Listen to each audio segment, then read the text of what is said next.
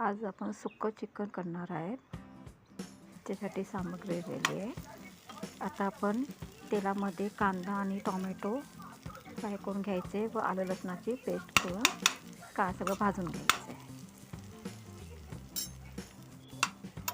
त्याच्यामध्ये आपण आता मसाला हळद गरम मसाला टाकून थोडंसं परतून घ्यायचं. नंतर